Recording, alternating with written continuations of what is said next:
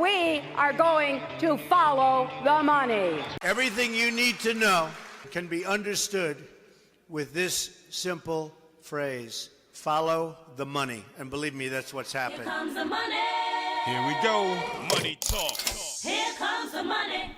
Welcome to College Sports Follow the Money, an all-new podcast diving into the critical issues surrounding the big business of college sports. I'm Andrew Monaco, joined by former president of Texas A&M University and former chancellor at the University of Missouri, Dr. Bowen Loftin, and former vice president and general manager of Fox Sports Southwest, Jon Heidtke. From NIL to the transfer portal and opt-outs, to the college football playoff, conference realignment, and more, we tackle the key issues facing college athletics today and into the future. I need to feel you, Jerry! Show me the money! Jerry, you better yell! Show me the money! Show me the money! You love this black man! Season's greetings, happy holidays, Merry Christmas, Happy New Year if we don't see you before then. From all of us here at College Sports Follow the Money. Along with Dr. Loftin, with Jon Heidtke, I'm Andrew Monaco. So good to be together before this Christmas holiday and this end of year episode number 70. Howdy, fellas. Howdy. Merry Christmas, guys. Merry Christmas. It's an interesting time of year, is it not, fellas? We have bowls. We have coaching changes. We have attendance figures. We have, oh yeah, that's right, the portal. There's going to be players, not just coaches changing teams, players changing teams. A lot to talk about on this episode. Let's get started. Dr. Loftin, you talked about coaching changes because you have been involved with them throughout your career in a couple of different roles. Florida State's Mike Norvell, very different from Bill Belichick coming into North Carolina. Mike Norvell adjusts the contract, and now we're seeing contracts a little bit different. Jon, you know all about those contracts. We're seeing coaches, it used to be, okay, I'm going to change my coaching staff to save my job. Now we start adjusting salary, don't we? It's pretty amazing, Andrew. I mean, I've seen all kinds of shenanigans about coaching contracts over my lifetime, but Norvell's only one of a few but he's one of kind of a very prominent one because he had a pretty bad year at FSU. But before that year began, he got a nice raise to almost $10 million a year. And so here he has a season with only 2 wins. Yes, not a good year for Florida State, who likes to have a little bit more of a winning record than that. But maybe to save his life, I don't know. Maybe to save his job. Although his buyout is over $60 million, guys. His buyout is not small, although we know about buyouts. But he has a big buyout by most standards. But he came out and said, "I'm going to give half my 2025 salary, $4.5 million, to this thing they call the Vision of Excellence program at Florida State, which is not an NIL program. This is a program designed to bring in money to pay the piper post-House decision. So if Judge Wilkin makes her ruling, as we expect this spring coming up, about $20.5 to $21 million per Power 4 school will be required to go to the players. We still don't know the details of how it's going to happen, but it's got to be figured out pretty quick. And to make it happen more easily at Florida State, apparently Coach Norvell is going to give up half his salary to this fund, which will help pay that $20.5 or $21 million per year, at least in the first year, 2025 of that. So what do you think, guys? Is this a beginning? I mean, there's talk also about Brian Kelly. Brian has offered $1 million matching funds for those who contribute to NIL and LSU. Now, my understanding is that a coach cannot contribute directly to NIL payments per NCAA rules, if those mean anything anymore. And so this is not going to be direct NIL, but it apparently is giving a matching thing for people who give to NIL and LSU. And I don't know maybe you know, guys, but I don't know where his millions are going to go. But I presume it's something like what the one at Norvell is going to. Grundy at Oklahoma State, another guy who's had a so-so record this past year here, apparently is going to be putting money also into the payments to athletes. Although we don't know how much, as far as I can tell. I haven't heard a number yet. But I think that the limit on Brian Kelly's contribution is 1 million. He will match dollar for dollar to 1 million. So he's taking a little bit lower road than Norvell is taking at Florida State anyway.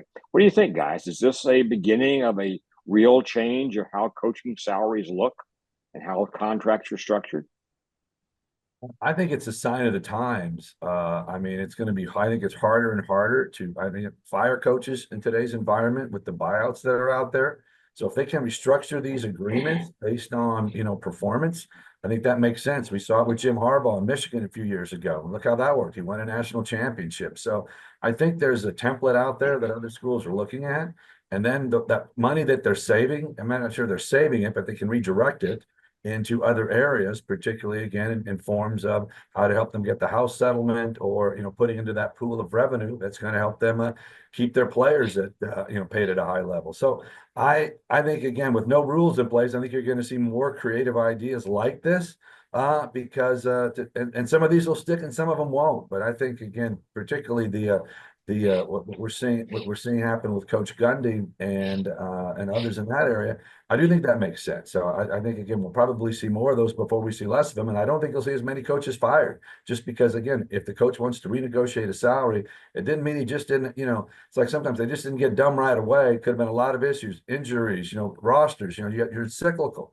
If they had fired Greg Popovich a couple of years ago for having a bad year, he never would have won all of his championships. So I think there's some, there's some market sensibility in that process. So I think we'll probably see more of it before we see less. And again, I actually think those are not bad ideas for schools trying to take the lead in this world where there are no rules. And how do they help keep their program as good as it can be without starting all over from scratch? Because that's a huge undertaking, and that doesn't always work out well.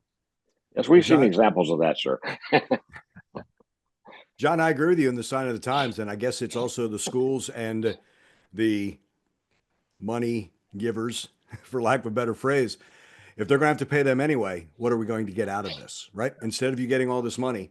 To me, the Brian Kelly seems almost like an accelerant for LSU fans, right? Oh, if he's going to give $1 million and match it, is that going to be the incentive to do that? It is clever. It used to be the old, the 3 envelopes in the drawer, right? When you were a new head coach, the first envelope always said, blame the players. And then it's blame the coaches. And the third envelope said, make 3 new envelopes, right? This seems to be a new way. It used to be you change the staff. Once you saw the staff change and not the head coach, that's when you knew that coach was on his last legs. This seems to be another way. And I'm with John. I think it absolutely is the sign of the time. Either of you surprised Bill Belichick's at North Carolina? A little bit. I mean, something had to happen. He is too much of an ego to not find something to do. Mac's departure was not exactly surprising to any of us. Although I respect many things he has done in his career, at some point you got to hang it up. What I thought was odd about Belichick was some of the details. It's a 3-year contract, I believe. Is that correct, John? 3 years is what he has here. The pay's good by standards that most people would expect. But buyout goes from a pretty big number year 1 to virtually nothing after that. So it looks like there's sort of an incentivization built into this thing, maybe a reverse one, to give them an out if he just doesn't really make it work. Those of us in this little group here do recall a certain pro coach coming to Texas A&M that lasted for a while, but didn't really work out well for us. Mike Sherman came via Green Bay, where he was head coach and OC at Houston, to being the head coach at Texas A&M, and one could argue that he never really made that transition perfectly. He was a great man. I have no doubt about that. I like the guy personally. He had a lot of attributes, a lot of popularity in many quarters, but it did not really translate into the kind of wins, especially in his last year, that A&M was expecting, I believe. And so he was shown the door, and I was the guy that held that door open for him, I guess you could say. But again, that's the example I can think of from my own direct experience of a pro coach that just didn't really make that transition well. Harbaugh, you could argue, did. I mean, he made it, and he's gone back again. So what do you guys think? Is there a real life for a sort of used up head coach from the pros making it into the college world? Now, the thing that surprised me the most on it was he was 15 wins away from setting the all-time record for most wins by a coach in the NFL, which is probably a record that will never be broken in this day and age. So there was a part of me that knows how, again, I don't know the man personally, but from what I read about him in the Patriot way and all those types of things, that was something that was very important to him to get to that pinnacle. Having said all that, now that he's in the college game, I think what's happening on the NFL front was that no one was going to give him the complete control and autonomy that he wanted to run his program. So after he knocked on several doors in the NFL and realizing that wasn't going to be the case, I think he was willing to sacrifice the win record to get him. He still wanted to coach, but wanted to coach under his terms. And it certainly looked like North Carolina met him on all those fronts. Will this work? TBD. But my gut tells me it's going to be a tough putt for him, just because, again, what you read about him and how he's so hard on players and doing that in this world, is that going to translate well into the collegiate space? Because these kids are, considerably younger than what he was dealing when he was with the Patriots. So we'll see. And again, the other thing there too, that wasn't necessarily driven by the AD. I think that was driven by some boosters that really wanted to see that happen. So we'll see how that alignment works out. We talk about how important alignment is when you've got a president, AD, and a coach pulling all this together. I've got to think they're going to start off in a very wonky place from that standpoint. So again, as a guy who's seen a lot of stuff, I would be surprised if it works, but again, stranger things have happened. I would think from being in the NFL to now the new model in college football, the front office working with the Patriots and having that understanding absolutely translates into this new day and age in college. Having to recruit all 85 of your players every single day, that's going to be the biggest adjustment, because he always had the hammer in New England. You're not playing, you're cut. It's going to be completely different now, I think, in college. And it's not just, John, what do we hear all the time about pro coaches to college in any sport? Can they recruit? Will they like that? Look, Belichick's going to be the closer, right? He's going to be that. I get that. That was the adjustment. Now in this new world with portal and having to recruit your players, your own players, every single day, I think that becomes the big adjustment. They're going to be thrilled to play for him. You know that, especially if they're really into football and how do you get to the NFL, things like that. I think that's wonderful. I think that other part of being in the collegiate atmosphere, this new day and age, he's a CEO, but there's going to be an awful lot in college to have to do that. And I think the 18 to 22 is different from coaching players who are 26, 27 at their prime. That will be an adjustment. But I think he's going to love coaching them. I really do, because he'll probably get players who will be sponges who can't wait to play for Bill Belichick. And if you saw his press conference, it was pretty interesting. He comes out wearing the Tar Heel blue. I guess his dad coached at Yes. North Carolina back in the day. So he does have some connectivity there. So it's not a complete, fish out of water. But it will be interesting to see how well he adapts to all those things that, like to your point, Andrew, recruiting is going to be the lifeblood of the program. And even though he's $20 million, so does everybody else. So, that'll be interesting how he separates himself and distinguishes himself. Certainly, I think he can tell a young man, I've got a great chance on how the NFL works to get you there and prepare you for that. And so I think that will resonate with some kids. But how he coordinates it all together, that's what to be determined. Yeah, and John, here's the interesting thing: of the 85, how many are going to the NFL? Like, is he going to just speak to the 4? Yeah, that's going to be interesting. Also, on the coaching front, and I wanted to bring this up, I had a chance to see Jay Wright when Texas A&M basketball was playing Indianapolis. He was doing the CBS game, and full disclosure here, 3 years ahead of me at my high school. So Jay Wright was an outstanding basketball player, great coach, obviously. Just like you, Andrew. Right? just like, yeah. Unfortunately, I was just following in his footsteps. But it made me think about Belichick getting into college football. Dave Clawson saying goodbye at Wake Forest and a wonderful career. Mike Elko brought it up before his most recent media availability before the USC game because they had coached together at Bowling Green. But it made me think of this about Jay. I asked Jay, I said, do colleges still come to you? I said, I kind of chuckle when I see your name in a rumor to be a head coach because what he has said to me is, I'm not coaching again. He says, I'm very upfront with them. I am honored that you would call, that you would think of me, but I'm not interested. So Jay Wright, Tony Bennett, I believe the same thing at Virginia. I wonder if Dave Clawson has done the same thing at Wake. This changing of college sports, this established coaches and successful coaches getting out while they can. Does this continue a trend? And that's why it's interesting to see the coaches who do get in. Rich Rodriguez goes back to West Virginia. Can they reignite that magic? But some of these established coaches, Nick Saban, Mike Krzyzewski, is that one of the turning points as well in college athletics through all the sports of having some well-established coaches getting out while the getting is good, if you will? It's a good question, Andrew. Looking at Nick Saban, he clearly came out at the head of his game. You could argue that the effect on Alabama has been profound. They didn't make the playoffs this particular go around. Now, there's lots of fighting about why that happened and should it have happened, but it didn't make it. That's the truth of it. And so you asked the question, did he get out because he saw this new world? That's sort of what he's been saying. I kind of believe that. I think it's a very different world now. And I think a coach who's coached in a particular way for a very long period of time, very successfully, would say to himself, I really don't see a future for him in this particular world. Let me go become a talking head.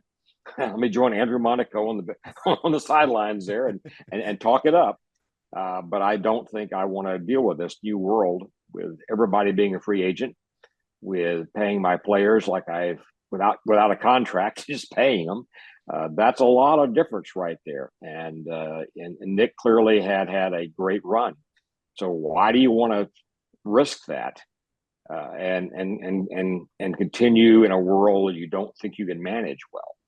And that to me may have been his thinking process. I don't know that for a fact. May have been. Belichick, looking at him, he clearly wanted to keep coaching. No question about that.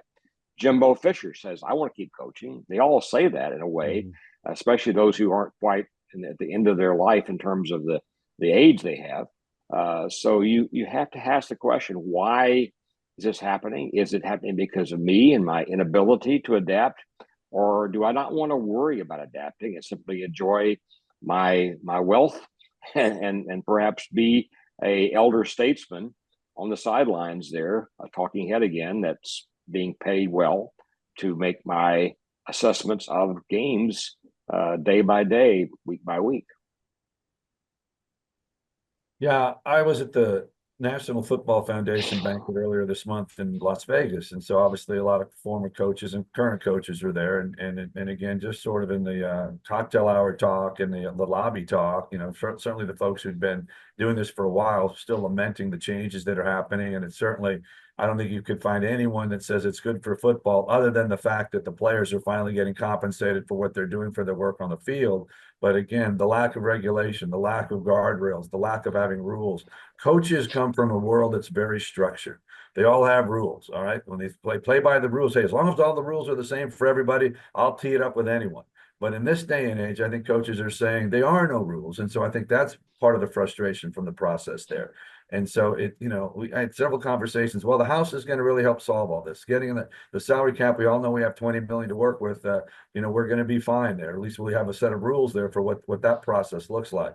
But then when you quiz them a little deeper, well, what does that mean for your collective? And what about, being able to get name, image, and likeness and other situations out there that could, we're going to have, Deloitte and Touche is going to be able to monitor all those things. So, okay, sure, they monitor, but can they put fines if someone's bending the rules or pushing it to the edge of the envelope? I still think those things are to be determined. And I think coaches that have come from a little bit more old school are, looking at this world and saying, I can really go enjoy my time, travel with my wife and my kids and, and enjoy life. And again, I've been very well compensated for my last, 10, 15, 20 years in the business. That becomes a lot more attractive a decision to make instead of going into a world where you're going to an unknown environment for all practical purposes. So I don't blame any of those guys from wanting to get out and enjoying the fruits of their spoil. The younger coaches are going to adapt. They're going to be fine as this goes forward. I mean, that's just the nature of the beast. But I do think you'll see some transition here where you'll see some big names about this thing, drop out. And the thing about Coach Saban right now, which I think really has been good for him, he has found a voice as sort of being here's what's all wrong with college football, and on his common sense ideas when he gets the platform on College Game Day and others. I think there's a tremendous groundswell for him at some point to continue to stay in this space and potentially be the voice of or the czar of whatever this college football enterprise looks like when it comes out of all this, if it ever does come out of it all this with rules in place. Well, Charlie Baker, it did not go well for him in DC last week. It really didn't. And I know it was focused on men and women's sports, and that was the headline. But if we think that Congress is going to solve all that, I think the biggest problem in college athletics right now is the rudderless ship. And again, as we've talked about, and I've joked about unintended consequences of having a portal during a playoff and players having to decide. Dr. Loftin, it did not go well for Charlie Baker in that congressional committee at all last week. It didn't. There's two things at play here. I mean, one is Congress's dysfunction precludes the ability of them to work together, both parties together, to solve this problem, which they could. So they take advantage of TV time like that to pontificate a bit and get their own little piece of it. But he has no answers either. What can he do? He's been put in a situation largely of not his own making, his predecessors' making, of having lost every lawsuit against the NCAA for many years. He's been put in a position of presiding over an extraordinary watershed in college athletics without, as Jon said, guardrails, guidelines, regulations, rules. They just aren't there right now. And as long as we have every state doing their own thing, there's going to be continual tweaking to get an advantage for your specific school or schools in your state in terms of how NIL works. So that's out there. We don't yet know all the details of what's going to happen with the House settlement. There's been a lot of talk about how that money be divided up, that football will get a chunk of it, not all of it, a chunk of it. That men's basketball gets a chunk of it, and somehow there'll be this magical distribution of money to the other sports. Well, that sounds good, but if there's not any real, I mean, Wilkin herself has said so far that each school does their own thing. Well, will Nebraska pour their resources into volleyball? Will Oklahoma pour their resources into softball? I mean, that's what they've been doing with donor support. Why not amplify that with the money coming to the players directly now? That's an unknown thing right now. So we're sitting out here, every coach, every AD is sitting out there thinking, my God, what's it going to really look like? And we don't know yet, although we'll know pretty soon if the House thing goes down the path, we think it's going to go down, we'll know in a few months how this world looks. And there's not much time beyond that to get to July 1 where you begin writing checks. So these schools have to figure it out. I have yet to hear guidance from the conferences. I expected to see commissioners begin stepping up to the plate and beginning to say, here's how we're going to do this. I haven't seen much of that yet. I'm hearing stuff from second tier people about how we're going to do this. And I'm not sure I believe it all yet. So we'll have to see how it really looks when July 1 gets here and those checks begin being written and who they're written to. That's what I worry about. Maybe you guys have seen more than I've seen, but I haven't seen a definitive answer yet. I haven't, but Dr. Loftin, my thought is I wonder now if the commissioners or school presidents are waiting and they will fill the void themselves because of lack of leadership from the top. Or is there a new structure that's going to come? And does this breakaway into the, as I've said before, Super Division I have a new leadership group that way? Because this ain't working. Oh, it ain't working. That's very clear. Nobody likes it right now. And to me, the obvious answer is the commissioners who are leaders, they're hired, they're paid well, they're expected to be leaders, that they would step up. I'm hoping that there's a lot of private conversations going on between at least the Power Four commissioners right now to begin to get their arms around how this will work and to bring some degree of structure, at least to the Power Four, if not to anybody else. Once the Power Four says or reveals what they're going to do, I think others will then be able to do the same Group of Five and other levels of the divisions within football at least. But I worry about this lack of understanding right now what's going to happen, and the portal's going right along right now. And of course, these players in the CFP are going to have a extension granted to them to make either further decisions after that's all done. So I just see lots of uncertainty among the players themselves. What do I do? Is that $3 million over here better than the $2.5 million right here in a place I know? That's the kind of conversation that may be going on between agents and players and parents and things like that right now. And that's going on, probably in closed doors behind the scenes. Yeah, I think the other thing too, and you've talked about it, how those backdoor channels work. And I think one thing that people have failed to realize in this process is the reason backdoor channels work usually is there is a strong relationship between the players who are trying to get that information back and forth. And I think we may have talked about this on a prior podcast. If you circle back 5 years ago, maybe 7, 10 years ago, Dr. Loftin, when you were getting into the SEC, there was Slive, there was Delaney, there was Hansen, there were all the conference commissioners all grew up together in the same way. They could kind of solve some of these things behind closed doors, even though there may have been vehemently, fighting back and forth. They would all come to an agreement and all raise their hands and this is good for the sport. Right now, we're seeing it all play out live and transparent. So when somebody's upset about something, that becomes the area of du jour that everybody's focused on at that point. And I think these guys are all relatively new. And at the end of the day, I think Greg Sankey's a credible administrator and leader for the SEC. But at the end of the day, he's getting paid to lead the SEC. So if he goes out and does something that could benefit the Big Ten or the Big 12, all of a sudden he's got some people kind of nipping at his heels and saying, hey, what are you doing?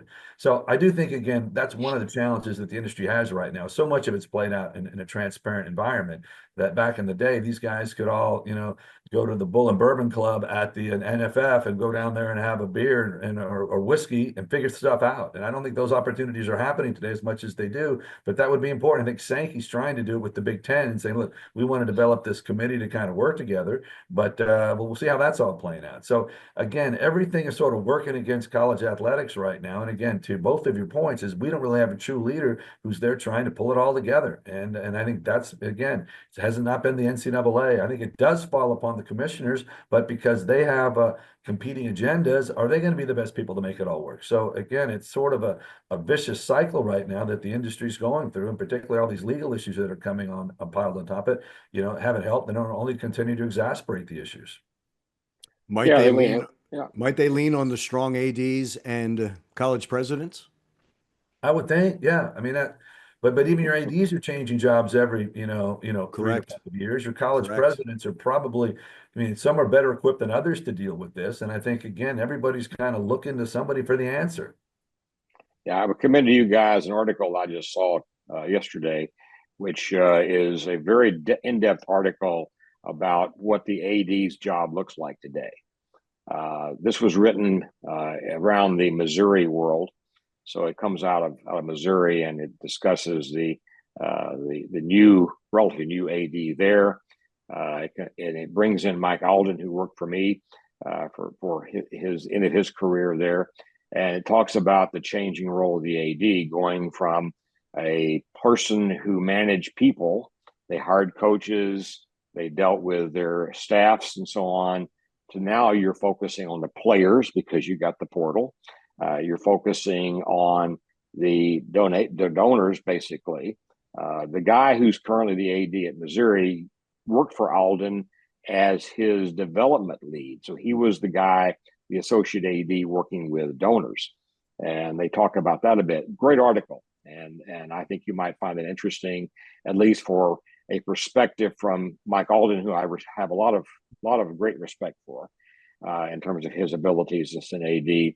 But a guy that walked away, just like we talked about, he walked away kind of at the peak of his career as an AD, surprised me. Just called me one day and said, "It's over. I'm quitting. I'm retiring." And there's no reason. I had zero pressure on him to do it. I liked the guy. We worked together well, and all of a sudden he was gone.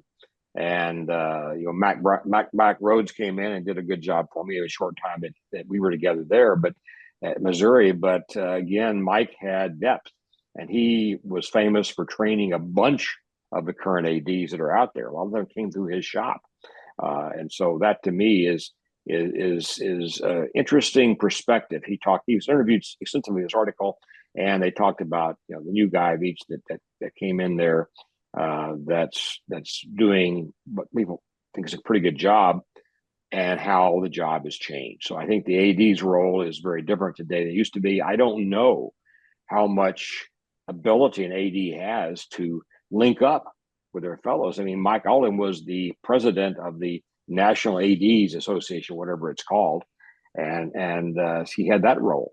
And Eric Hyman was too. A guy also worked for me for a while. So you've got people who used to be recognized by their peers as really great leaders, but that doesn't seem to be the case anymore. There's nobody I can think of who stands out as an AD who can pull together the kind of things John talked about here in terms of these conversations, these telephone calls.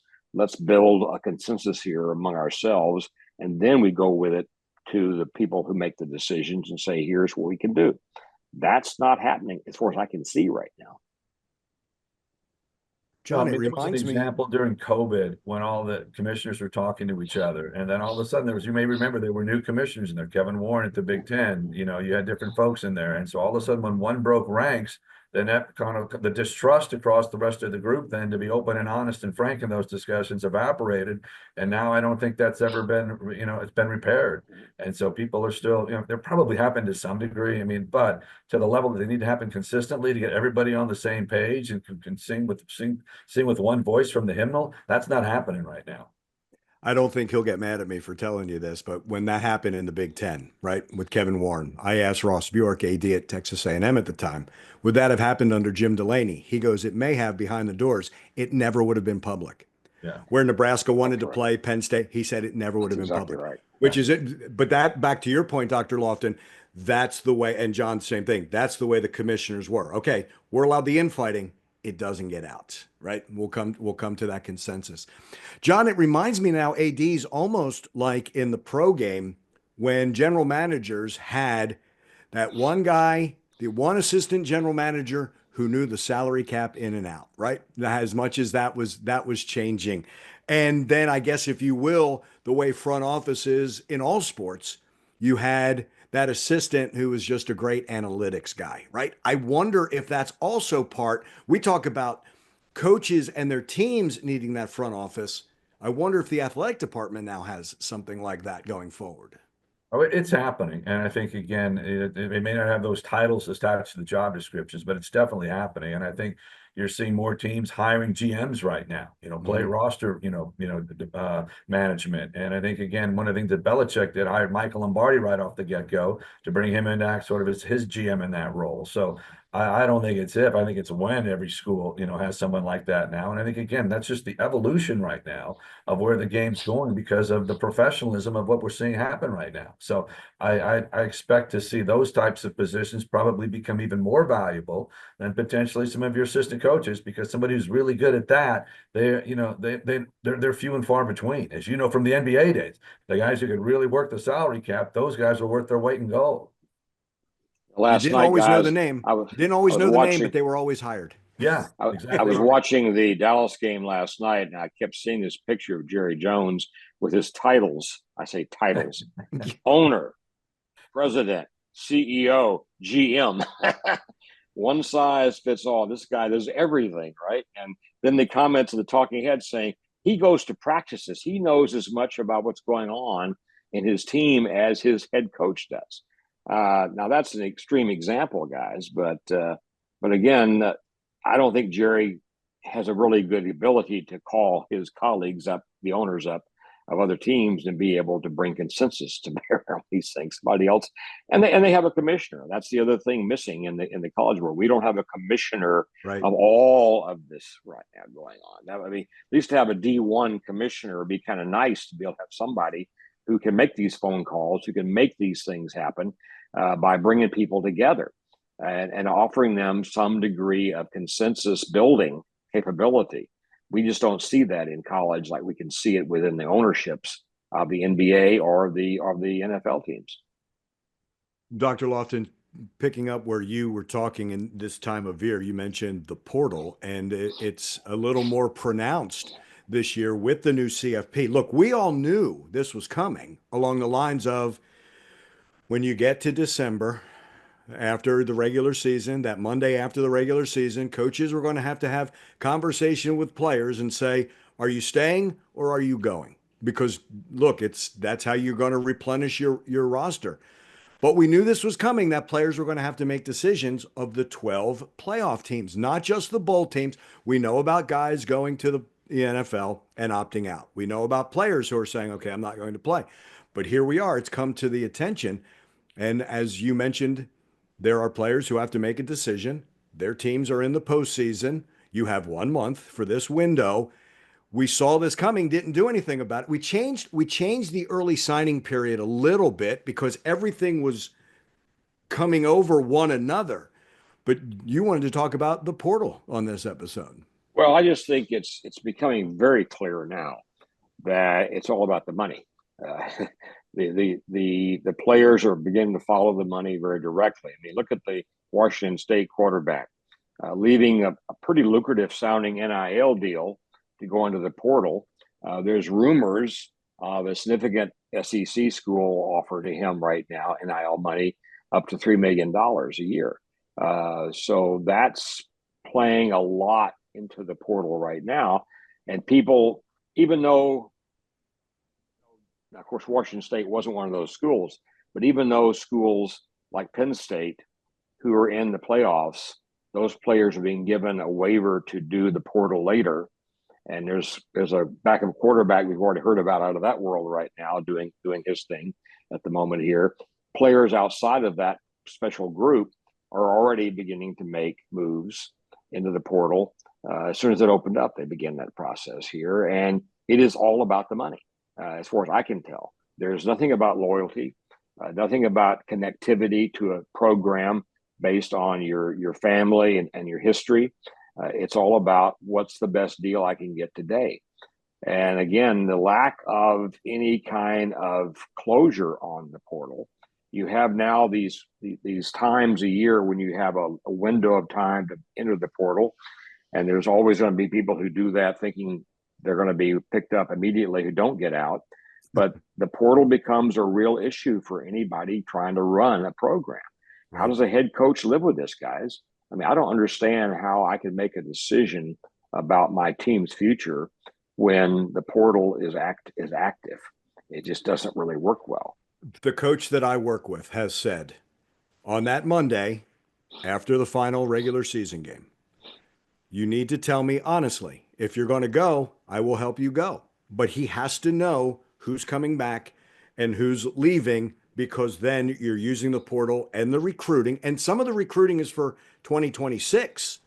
It could be, okay, we're going to make this is an immediate need, but you have to know. What was happening in the past was guys were leaving because, I can get $5,000 just for visiting this school and just for so I'm going to pick up $10,000 to visit, but I'm still coming back to your school. Now you're leaving it in limbo. I think now head coaches say, if you're going to go, there's no hard feelings. You can go. I need to know what I have to fill. And I think that's very honest. Now, that's something a little bit different for each player. Now, maybe they don't know. I've always said this. If you have no idea where you're going in the portal, we're kidding ourselves to think, because guys go in the portal and a minute later, they know where they're going. Come on. We know that that teams are talking with players over the course of the season. All teams are doing that. But I think you have to know, what roster must I construct? So these players who are in the playoff, there may not be as many places to go because the coaches want to have some certainty going into next semester to get them on campus to work through spring. Some are still going to be very valuable to coaches. I get that. But I don't think it's going to be the same roster construction on December 2nd as coaches may have an idea on December 20, whatever, when that window closes. But coaches are going to have conversations, honest conversations, and players are going to have honest conversations. Okay, I'm going to go and then see, because it is unfettered free agency for every player after every season. That's what it's become. Yeah, and I've seen some interesting articles by others trying to fix that, but again, I mean, the most logical solution is if you can kind of mirror it up with the academic year, it gives you some some windows there. But because the football playoffs now have been expended into January, it's hard to do that. So that's a lot more complicated issue than it is. But your point, I think Elko's doing the right thing, just trying to focus on, hey, who's in, who's out, and then let's go from there. And again, that's a good time to say, here's why you're not in. I mean, that's why you have to have that dialogue almost all season long, because the last thing you want to do is be surprised. I mean, back in the day, we had performance reviews. And if you waited till that one time to sit down and have that performance reviews, there was a really good chance you were going to be surprised. But if you're dealing with your personnel and your folks all year round and understanding what they need to do to get better, those issues then go really quick. But not a lot of managers do that. And I think there's a lot of head coaches that probably are more involved in this than others. And those are the ones that will probably be more successful at this than others. I agree with that. John, since we were talking about, and this is not a shot at older coaches, because some have adapted very well, but I think this is a great opportunity for newer coaches to take a look at the landscape and say, hey, given this opportunity, this is how I would set it up. And I'm with you. I think communication, look, I don't think 2024 is anything different from 1974. I think relationships are still a big part of college athletics. You have to have that as a head coach. You have to have that with your assistant coaches. You have to have those relationships with your players. And I don't care what sport it is. I think it's every sport. You have to have, I think relationships matter. And they need to know you care. Agreed. 100%. 100%. Because that may lead them to looking for that next coach who does care. I listened to a great radio interview the other day, and I'm going to get Spencer Christensen, the coach at Boise State, and what he was doing. And Krzyzewski was interviewing. Somehow it came along when I was on the road the other day, and Krzyzewski was almost in tears how well this kid, Spencer Christensen, related to his team at Boise State. I knew nothing about Boise State before listening to this, but now I'm pulling for this guy because, again, he just told you how much he cared about his players. And even Ashton Genty, when he was looking to leave, he said, "No, coach, I want to stay here and build this with you. You've been with me. You've cared about me." And he said, if you do that, it still matters. It still matters today, just like you said, in 1974 or 2024. That relationship is still very important to the success of any organization.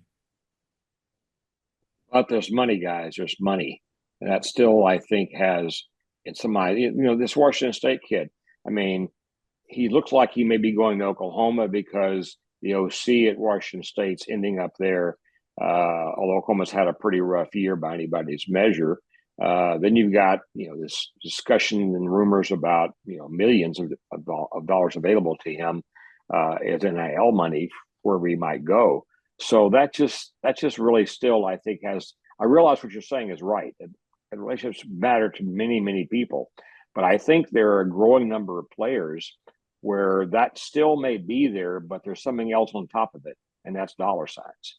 And so following the money becomes, I think, still an issue which didn't exist years ago, but now is almost front and center in some players' minds and some parents' minds, and certainly every agent's mind. But I think that is simply going to erode the value you just placed on relationships, which I grew up that way. That's how I grew up. That's how I worked, is through relationships. I just don't know if it's going to be sustainable given the impact of millions of dollars of money flowing to players. Now, maybe when we have the pay for play beginning next year and we begin to see other people getting lots of money out of this pocket, maybe that will begin to even things out a bit and that money subside a bit. But right now, in too many players' minds, money is going to be, if not the determining factor, one of the two maybe that's going to go into their minds when they make a decision about staying or going into the portal. No, no doubt, Dr. Lofton. But I think again, at some point there will be a salary cap. There will be, I that hope type so. of thing. There will be money everywhere. And then what becomes the difference, in that process? Is there a group that can give you much more money? And if that's all that drives you, great. I'm not sure coaches would probably want to fill a roster with those types of guys with that sort of mentality. But there will be players, just like you said, that will follow that. But if they can manage the cap right and do things, and everybody's getting, a portion of this process. And again, I mean, the good GMs do it. If you again, we're going back to Belichick. Back in the day, he would let guys go before they reached the pinnacle of their career. Even though again, he knew it was the right thing to do because he needed to get younger and cheaper at that position, so he could pay positions that were more valuable to him. And I think that's the mark of a good GM. That they have to take the emotion out of it. Because I think that's one thing our friends in Dallas, that they probably don't do as good a job is they get emotionally tied to these players through these relationships. So again, it'll be a business like anything else, and the folks that can adapt to it. And again, like that GM position that we talked about, that's going to be a key role in helping build what the programs who are going to have not just kind of one and done success, but sustained success. We'll have people like that in their organization. I think we're Well, to going to me, see. the NFL model is out there as a Right. model which you could argue is successful. And so, if college people are really smart, they ought to look at the NFL and say, here's how they make it work. They got a commissioner, they have contracts, they have these pieces out there that really seem to have been evolved over time to where they work. And we don't have that yet in college sports. That to me is the best thing, lacking congressional action, lacking, a way for the rules to be out there that we need, the guardrails you talked about, John. The only hope I think we have now is looking to the NFL and the NBA, those kinds of organizations who are successful by most measures, and saying, let's figure out how we can adapt their model to us here in college right now. If we do it that way, I think we have a shot at getting this thing right without Congress. But with Congress not being very functional, I don't see any other alternative. I'm going to send you guys an interesting article about the Sports Broadcasting Act of 1961. This was back in the time when the NFL was about to go under because the New York Giants were doing their deal. The league saw they needed to expand. They had 1959, that great game between the Colts and the Giants really put the NFL on the map. And they realized that if they didn't have antitrust exemptions, the league was going to unravel. And Pete Rozelle went to Congress and got this all worked out. But this article will tell you the interesting things that happened that they needed to get to the exempt status. They were senators that time in the South that said their college football was their NFL. You cannot play games on Saturday up until after Thanksgiving, a particular date, because their season was historically over then. You can't do games on Friday because that's gonna take over the sanctity of high school football. So but again, it was a bipartisan world. Rozelle got all the things worked around that process. Fascinating article about what Congress can do when you've got the right people in the right positions dealing with it. I worry today that that's not going to be the case, what happens here. But the crazy thing about full circle back, the NCAA had a chance to opt in to that NCAA or to those exemptions back in 61. Guess what they decided to do? No, we're smart enough on our own. We don't need your help to figure this out. Again, another great mistake by our NCAA going back to 1961. But again, these were things that could have all been solved many, many moons ago in through a congressional action. But today's environment and today's, where we are to that, I don't think it's going to be nearly as beneficial to the sport as what would have happened back in 1961. But I think you guys will find that article fascinating. Yeah, Definitely. We are in bowl season now, right? We got through the first round of the playoffs, and then teams will now go to bowls. So the question becomes when it's to bowls, Dr. Loftin, Jon Heidtke, viewership or attendance? What's more important in this day and age at bowls? I know what John will Content, say. viewership. I know what John will say, but I just, to me, think about it, guys. I mean, I saw 4 games at home stadiums that really were exciting places to be. Now, you can argue the outcomes weren't that interesting at the end of the day, but my point is that by bringing us to 12 teams, requiring that the first rounds played at a college venue, boy, that was exciting stuff to kind of watch. And we had butts in the seat. We had great viewership. We had all the things you want. The outcome of the games wasn't as exciting as any of us probably would have liked for it to have been. And we can argue about that all day, and I won't do that right now. But I was looking at Jackson State and SC State, John. That to me was fascinating. 37% increase of viewership. Okay, year to year, 37%. Now these are two storied programs at their own level. They're popular. We had a 2.1 million audience, peaking at 2.6 for that game right now in terms of viewership. The attendance was 36,823, down from 48,653 the last time these schools met at that Celebration Bowl. So the Cricket Celebration Bowl was interesting to look at. It was not very well attended by most standards, yet viewership increased tremendously. So you've been saying this, on this podcast quite a while, that viewership is everything. I still, as a fan myself, I still enjoy a full stadium with lots of noise and lots of action and lots of things happening. How does this play out, John? How does this play out? Well, two things I want to say. Certainly, I agree with everything you said about the 12-team playoff. I think, again, the home stadiums were electric. That was a tremendous environment. And again, think about it. You're playing at a home field. That home team's going to probably win those games 98% of the time. I think that's one of the benefits you get for being the seeding on that standpoint. Now I'll go back to the rest of the bowls. And again, there's always an exception from that standpoint, but most of the bowls right now are all going to be about content for primarily for ESPN, to make sure that they've got a window that they own the month of December, driving viewership toward their national championship games. And I think, again, I don't disagree with you, but again, I think, again, now there's some unique bowls. I was saw the NFF. I saw the creation or the unveiling of the new Pop-Tart Bowl Championship. And I believe in leading all of the press reports that you saw, it was the only championship trophy that had a working toaster on it. So, that stands out. That's creative. I get it. Those are, but those are probably few and far between versus, our friends at the Texas Bowl. When I'm on the board down there, we've had, I don't know, just changed ours to. Can anybody tell me who the sponsor of the Texas Bowl is right now? No. Oh, yeah. I saw it the other day. All right, here's your chance. You'll win a free I something. can't remember. I saw it the other day. I was remarking about that very thing to my wife. To my point, we're in the industry, guys, and we have a hard time figuring it out. So just think what the rank and file fans have to do that space. So again, they certainly have a purpose. The organizations, the committees do a great job in their communities doing it.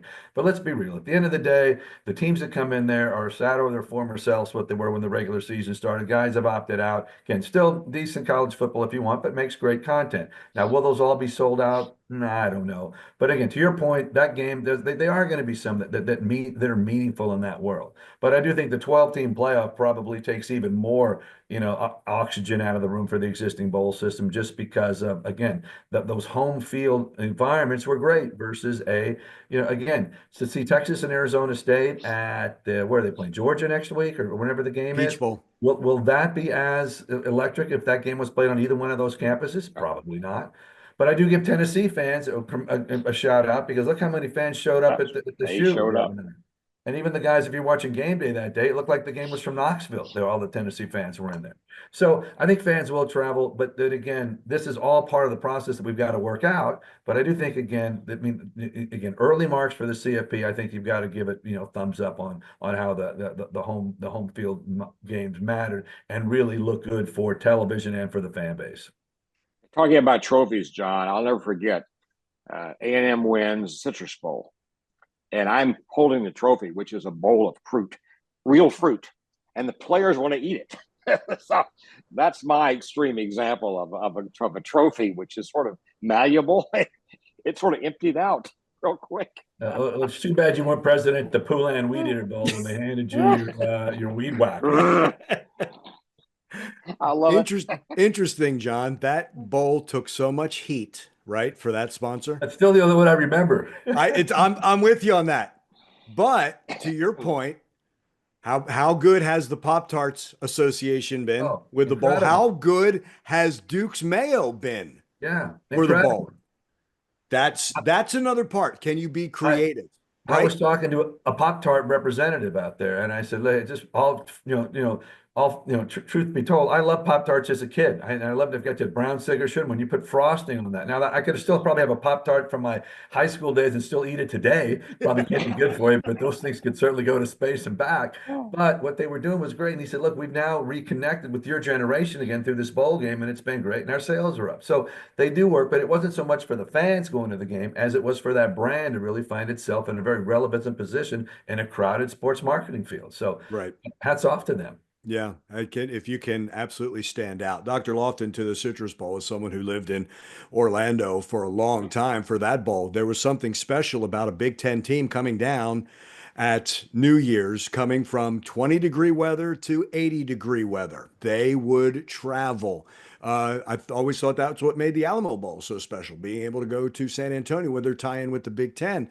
Then when we did all these little changes, and now that conferences kind of decide who goes where, look, I guess people of our age, right, have the nostalgia of old bowls, understanding that. But with the changes, viewership, I absolutely agree, vital with all of it.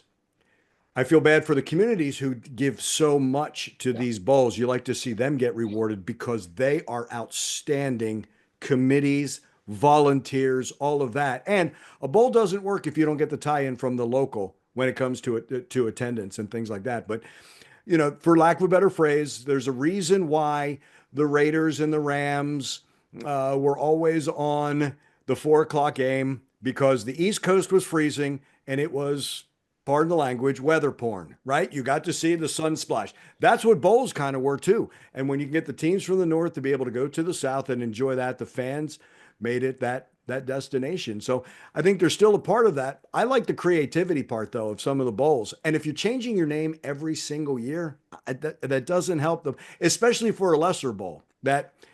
Where are they playing it? Are we going to squeeze it into a soccer stadium? Are we doing it just to do it? I don't know. I don't know if that needs to be more regimented so that we know, because what is it now, a 2-year period for a bowl, and it may or may not. Look, my time at Maryland, there was the Cherry Bowl. I think there was only 2. I think they only played 2 in that Silver Dome. So it's interesting. I think there's guaranteed. Guaranteed. It's the money. It's the money. And right. And I know it's programming for ESPN. I totally get it. When a company kind of runs out of steam financially, they can't support the bowl. Somebody else has to come along. The committees have to have that major sponsor to make it all come together. Unless you're a Cotton Bowl or one of those, it really has this very high level recognition. But it doesn't help when Jimmy Kimmel has the LA Bowl. I don't think that helps. Great for Jimmy. I agree with that. I agree with that. Yeah. And I'm not going to go to Las Vegas, quite frankly, guys. You will, Andrew. I know that. You going down to Las Vegas? SRS distribution, by the way. I did. That's the Las Vegas Bowl. Exactly. But John, to your point, we all made fun of the pull-in weed eater bowl. We remember that. There's a reason why. Yeah. I guess because it was so out of the ordinary. Now, look, we're in trouble when it becomes the pull-in weed eater Rose Bowl, right? It's always going to be, what was it? Yeah. When they attached, presented by AT&T, that was big. That there was any sponsor attached to the granddaddy of them all. Here's what I think most people realize either. The people driving the naming for the bowls are our friends at ESPN. They're all tied into the bowl championship series, and that becomes part and parcel of the process. So the bowls get a benefit of that, but they're not the ones that sitting out there making that decision. Yeah. I learned the hard way, guys, that bowls don't invite teams to come and play. Nope. That's what's said. But commissioners on the phone decide who goes where. And you're told. I was in a cab in New York City, and Mike Slide calls me and says, "Here's where you're going." And I tried to argue. Didn't do me one bit of good. Mike said, "You're going to go." That's it. Hung up. That was the end of the conversation. So I learned right away, the hard way, that commissioners make these decisions based on the arrangements of which conferences play which bowls, and the bowls themselves are told, "Here's who you're going to invite," and the people like me, the presidents and chancellors, were just told, "This is the way it is."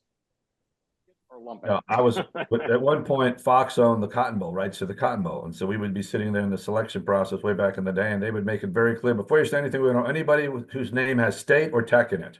So there, give us something from that standpoint. They wanted the brands. Yes. Yeah, totally get it. Totally get it. The other thing about the bowls is interesting. When that's the reward, disappointed teams, I've always said this. I would love to know which teams want to be there and don't, because that's when I would bet on them and make a whole lot of money. But when it's a reward, you have a very excited fan base. When there's a disappointment in a bowl, don't expect fans of that school to show up. Very, very difficult for that. That's why it's hard. And, is there a disappointment? You could have a great year and then lose in a championship game for your conference. Is it a reward? Is it not? I guess it depends on the school. Like a Georgia Tech might still be excited to go to the bowl. Clemson may not. It's fascinating with that kind of makeup as well, going into bowls. I don't think it changes locally. I think you still have all the committee, everybody involved in that bowl is excited and want to make it the best. John, to your point, wasn't the Cotton Bowl always considered the best for players loved it, how they spoiled everybody? And bowls they wanted to say, no, we want to be the best. I always appreciated that in that, whether it was the gifts, the activities around there. I think we've kind of lost a little bit of that, but I still think some bowls really, really keep that at heart.